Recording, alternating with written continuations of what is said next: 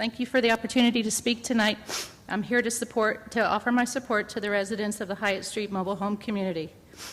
I am the English language learners teacher at Lindley Elementary. This is my 8th year teaching there. Prior to that, I was an ESL teacher for 6 years at the Doris Henderson Newcomer School, our county school for first-year immigrant and refugee students.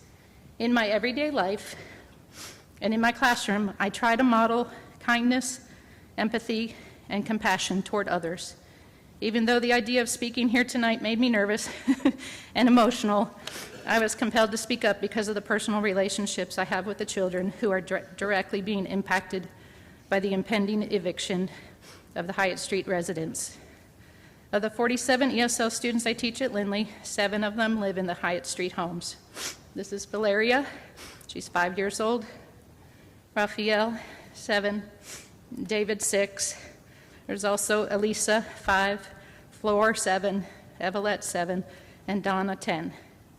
I know for them and their families this is a stressful and difficult time.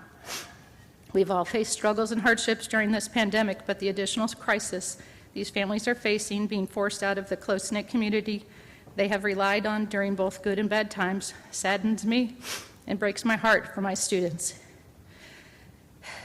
As we all know, what goes on in a student's home life directly impacts their learning, and not knowing if they'll have a place to live in a few months has definitely had an impact on all of the children who reside in this community.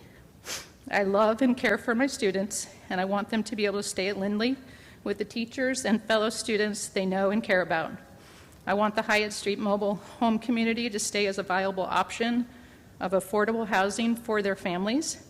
I urge Owls Roost Partners to consider what buying this land out from under these residents will do to these children, their families, our school, and the diverse Lindley Park neighborhood in which this mobile home community exists.